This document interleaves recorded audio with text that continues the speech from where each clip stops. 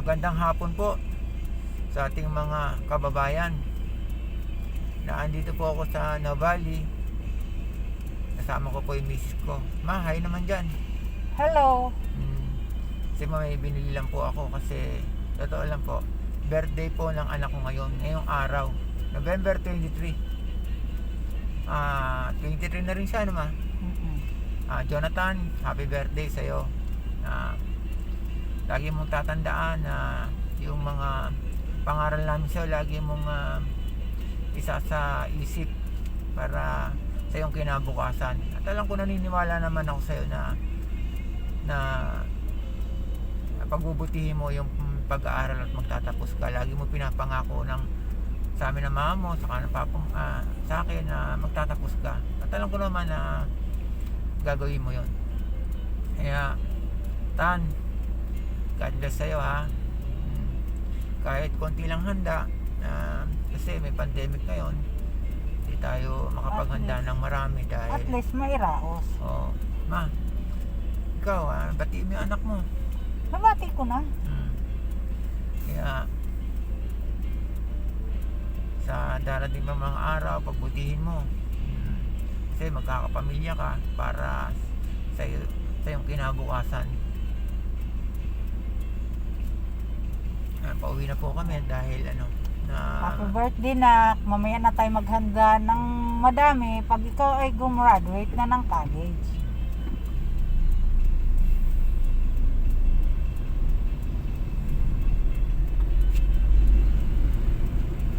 Yung traffic enforcers. Ate Ate Daddy nga pala ng kapatid ng misis ko. Birthday nga rin pala ngayon.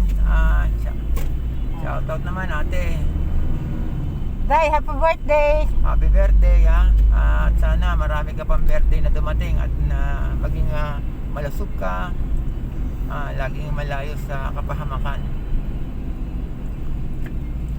Sa'yo ate, happy birthday ha.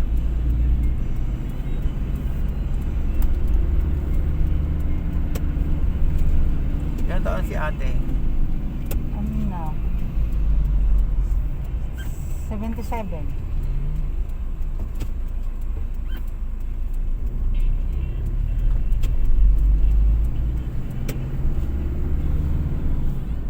May mga birthday po ngayong araw na to sa November 23. Happy birthday po sa inyo lahat.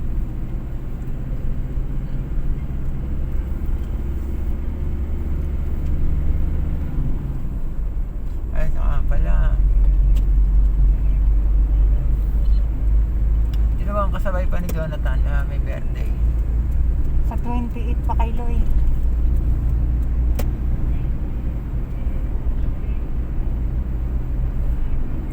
Siyempre, wish ko sa anak ko makapagtapos na pag-aaral para sa kanyang kinabukasan.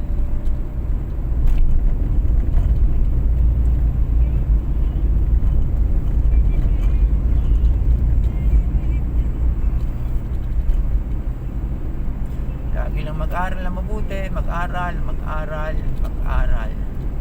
Pag nakapagtapos, okay na, wala nang problema.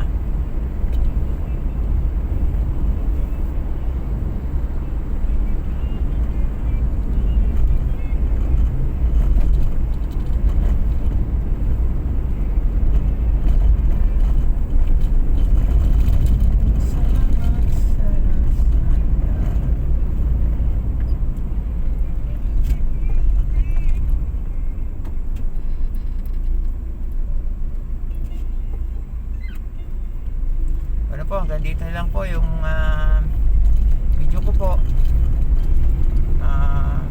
Maraming salamat po sa mga nanonood sa vlog ko po ng Bathan Vlog 1. Huwag po kayo magsasawa na lagi mag-subscribe.